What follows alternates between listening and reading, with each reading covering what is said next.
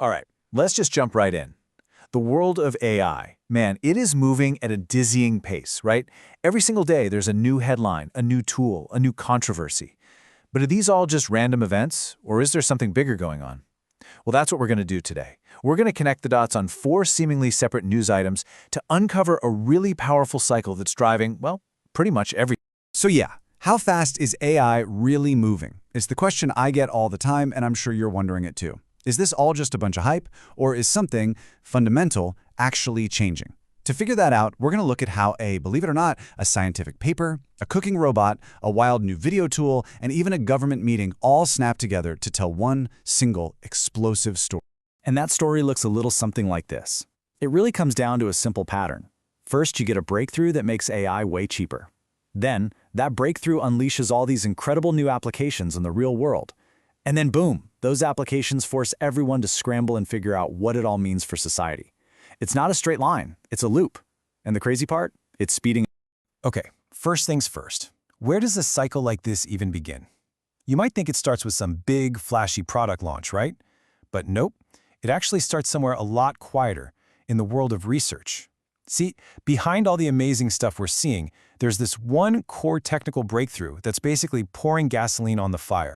Now, before we get to that big breakthrough, we got to talk about something called the transformer model. Don't worry, it's not super complicated. Just think of it as the brain, or the engine, behind almost all the modern AI you hear about. We're talking about those large language models, the LLMs, that can write and code and have conversations with you. Transformers are the reason they can do all that. They are the engine of this entire evolution.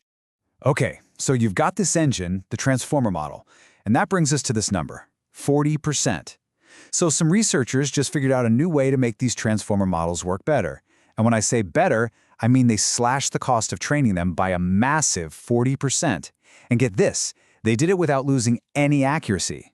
This is not some tiny incremental improvement. This is a total game changer. So what does a 40% discount on AI training really mean for you and me? Well, think about the huge warehouse-sized supercomputers you need to build top-of-the-line AI. Suddenly, the price tag on running those things just got a whole lot smaller. And what that does is it rips this technology out of the hands of just a few giant companies. Now, startups, universities, even individual creators can get their hands on world-class AI power. And that is when things start to get really interesting. All right, so we've had our breakthrough. Now AI is cheaper. And this is where things get fun, because this is where the story jumps out of the lab and into our world. Because what happens when you make incredibly powerful tools cheap and easy for everyone to use? Innovation just explodes, and often in ways nobody sees coming.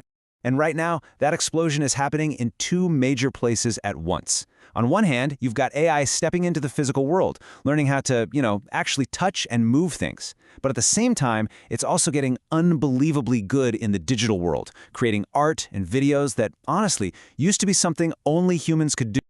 Okay, check this out. For the physical world, look no further than this robot chef.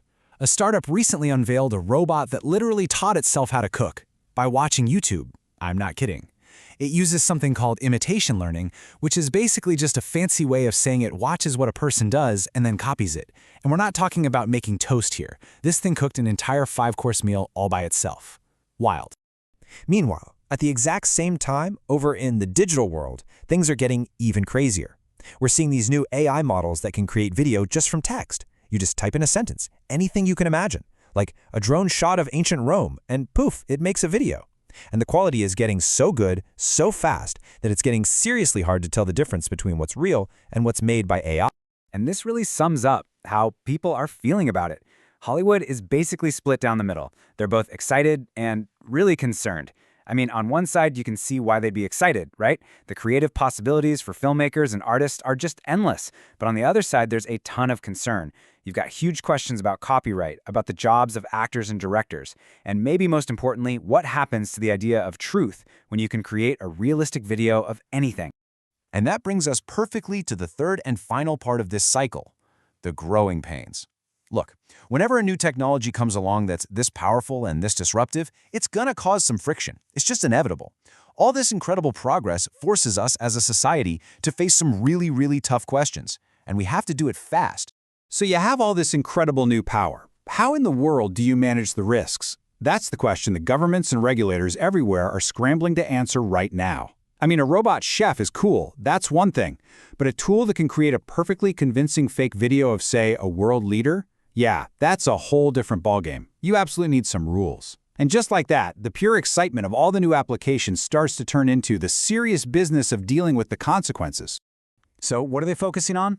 Well, there are a few big priorities. First, on a global level, they're trying to get everyone to agree on some basic safety rules, a unified framework. Next, there's the technical side. They're working on stuff like digital watermarks, so we can actually tell if a photo or video is made by AI. And finally, there's the really practical stuff, like making sure nobody can use this technology to mess with critical things like our power grids or the stock market. Okay, so let's recap. We've seen all the pieces of the puzzle, right? You've got the big breakthrough making things cheaper, then the explosion of new apps, and finally, the race to deal with the fallout. So now, let's just take one step back and look at what this all means when you put it together. This right here, this is the cycle. This is the engine driving everything. It starts with a breakthrough. That breakthrough leads to crazy new applications, and those applications create consequences that we all have to deal with. Breakthrough, application, consequence, over and over. And the key thing to remember is that this isn't a line, it's a loop. And every single time it spins, it's getting faster and faster. And that leaves us with one last, and maybe the most important question. Think about it. The gap between that scientific paper and the cooking robot is shrinking. The time it takes to go from a new video tool to a global summit about its dangers, that's getting shorter too. This acceleration cycle, this is the real story of AI right now. The only question left is, as this thing spins faster and faster, are we ready for what's next? Can we even keep up?